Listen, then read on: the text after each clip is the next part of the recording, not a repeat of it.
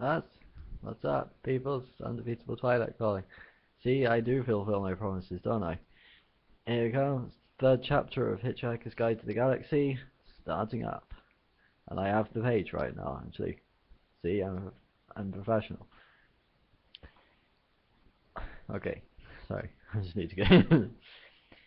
On this particular Thursday, something was moving quietly through the ionosphere many miles above the surface of the planet. Several somethings, in fact, several dozen huge, yellow, chunky, slab-like somethings, huge as office blocks, silent as birds.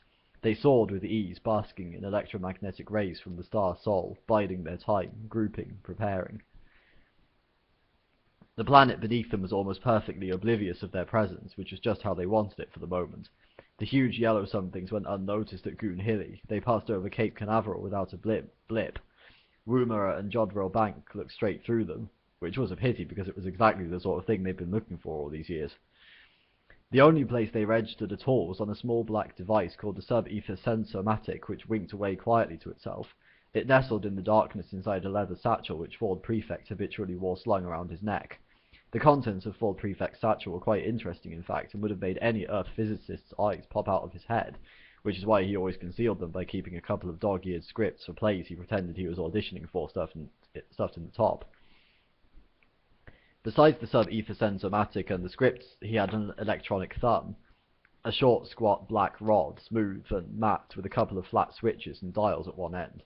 He also had a device which looked rather like a largest electronic calculator. This had about 100 tiny flat press buttons and a screen about 4 inches square on which any one of a million pages could be summoned at a moment's notice. It looked insanely complicated, and this was one of the reasons why the snug plastic cover it fitted into had the words "Don't Panic" printed on it in large friendly letters. The other reason was that this device was in fact that most remarkable of all books ever to come out of the great publishing corporations of Ursa Minor, The Hitchhiker's Guide to the Galaxy. The reason why it was published in the form of a micro sub-meson electronic component is that if it were printed in normal book form, an interstellar hitchhiker would require several inconveniently large buildings to carry it around in. Beneath that, in Ford Prefect's satchel, were a few biros, a notepad, and a largest bath towel from Marks & Spencer. The Hitchhiker's Guide to the Galaxy has a few things to say on the subject of towels. A towel, it says, is about the most massively useful thing an interstellar hitchhiker can have. Partly it has great practical value. You can wrap it around you for warmth as you bound across the cold moons of Jaglan Beta. You can lie on it on the brilliant marble-sanded beaches of Santogenes 5, inhaling the heady sea vapours. You can sleep under it beneath the stars which shine so redly on the desert world of Kakrafoon. Use it to sail a mini raft down the slow, heavy river Moth. Wet it for use in hand-to-hand combat. Wrap it round your head to ward off noxious fumes or avoid the gaze of the ravenous bug-bladder beast of Trial, a mind-bogglingly stupid animal that assumes that if you can't see it, it can't see you. Daft as a brush, but very, very ravenous. You can wave your towel in emergencies as a distress signal, and of course dry yourself off with it if it still seems to be clean enough. More importantly, a towel has immense psychological value. For some reason, if a strag non-hitchhiker, discovers that the hitchhiker has his towel with him, he will automatically assume that he is also in possession of a toothbrush, face flannel, soap, tin of biscuits, flask, compass, map, ball of string, gnat spray, wet weather gear, spacesuit, etc., etc. Furthermore, the strag will then happily lend the hitchhiker any of these or a dozen other items that the hitchhiker might accidentally have lost. What the strag will think is that any man who can hitch the length and breadth of the galaxy, rough it, slum it, struggle against terrible odds, win through and still know where his towel is clearly a man to be reckoned with. Hence a phrase which has passed into hitchhiking slang, as in, hey, you sass that hoopy Ford Prefect, there's a frood who really knows where his towel is. Sass, know, be aware of, meet, have sex with, hoopy, really together guy, frood, really amazingly together guy. Nestling quietly on top of the towel in Ford Prefect's satchel, the sub-ether sensor-matic began to wink more quickly. Miles above the surface of the planet, the huge yellow somethings began to fan out. At Jodrell Bank, someone decided it was time for a nice, relaxing cup of tea. "You got a towel with you?" said Ford suddenly to Arthur. Arthur, struggling through his third pint, looked round at him. "Why? What? No. Should I have?" He had given up being surprised. There didn't seem to be any point any longer. Ford clicked his tongue in irritation. "Drink up," he urged. At that moment the dull sound of a rumbling crash from outside filtered through the low murmur of the pub, through the sound of the jukebox, through the sound of the man next to Ford hiccuping over the whiskey Ford had eventually bought him. Arthur choked on his beer and leapt to his feet. "What's that?" he yelped. "Don't worry," said Ford. "They haven't started yet." "Thank God for that," said Arthur, and relaxed. "It's probably just your house being knocked down," said Ford, downing his monster. Well, you know, I never said this was professional, did I? Downing his last pint. "What?" shouted Arthur.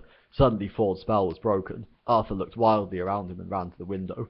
"My God, they are! They're knocking my house down! What the hell am I doing in the pub, Ford?" "It hardly makes any difference at this stage," said Ford. "Let them have their fun." "Fun?" yelped Arthur. "Fun?" He quickly checked out of the window again that they were talking about the same thing.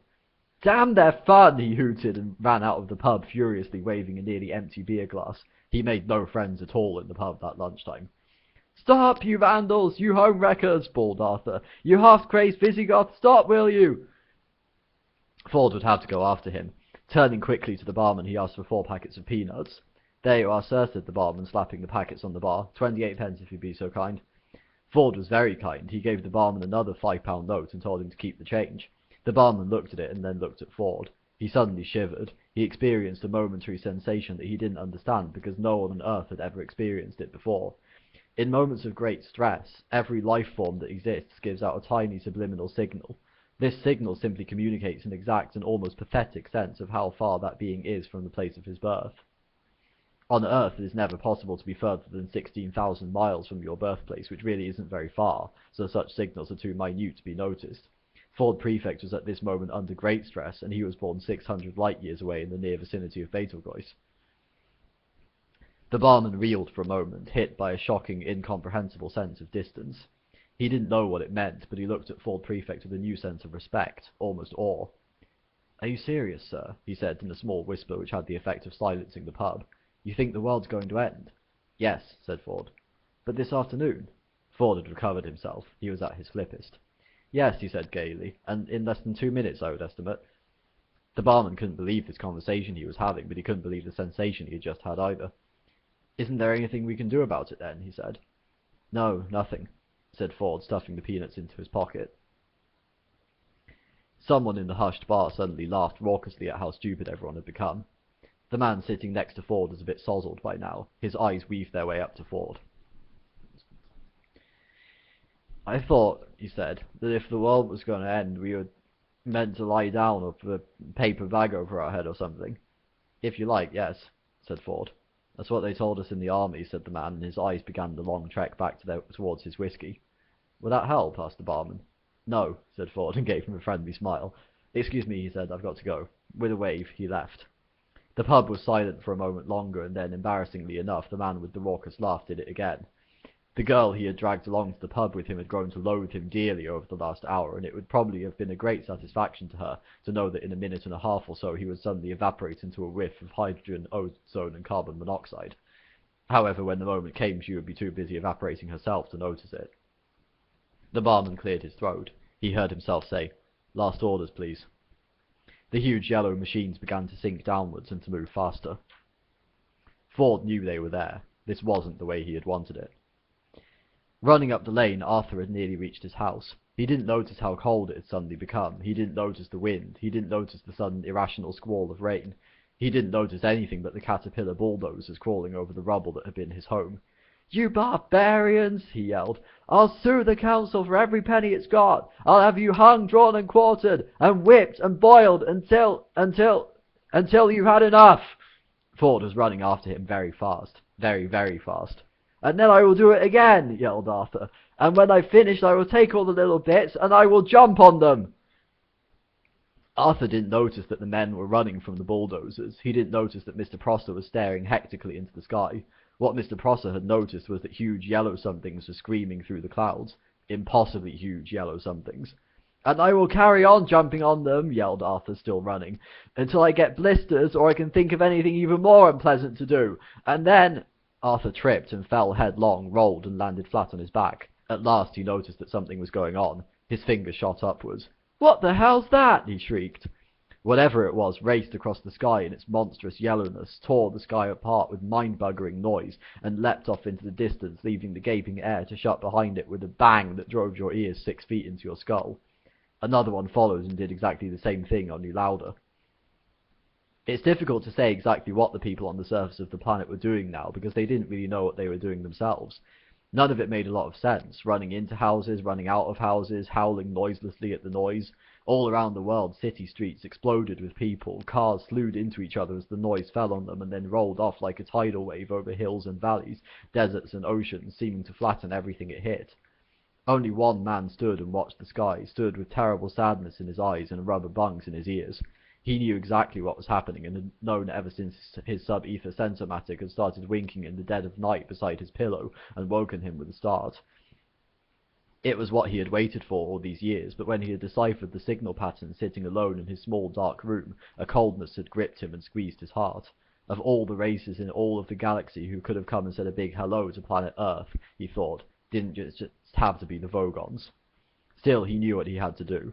As the Vogon craft screamed through the air high above him, he opened his satchel. He threw away a copy of Joseph and the Amazing Technicolor Dreamcoat. He threw away a copy of Godspell. He wouldn't need them where he was going. Everything was ready. Everything was prepared. He knew where his towel was.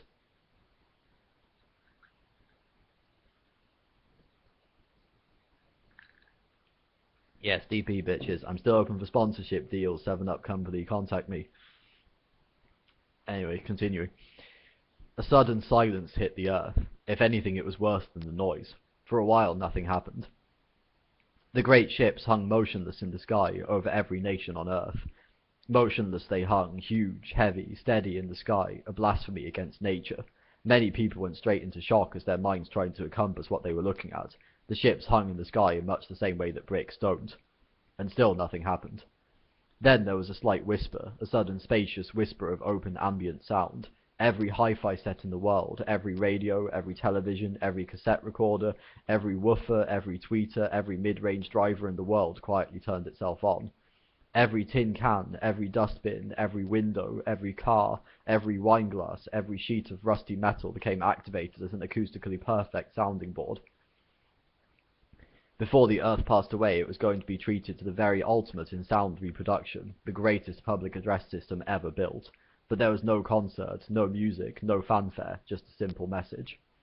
"People of Earth, your attention please," a voice said, and it was wonderful. Wonderful, perfect quadraphonic sound with distortion levels so low as to make a brave man weep. "This is Prosthetic Vogon Jeltz of the Galactic Hyperspace Planning Council," the voice continued. "As you will no doubt be aware, the plans for the development of the outlying regions of the galaxy require the building of a hyperspatial express route through your star system. And regrettably, your planet is one of those scheduled for demolition. The process will take slightly less than 2 of your Earth minutes. Thank you." The PA died away. Uncomprehending terror settled on the watching people of Earth. The terror moved slowly through the gathered crowds as if they were iron filings on a sheet of board and a magnet was moving beneath them. Panic sprouted again, desperate fleeing panic, but there was nowhere to flee to.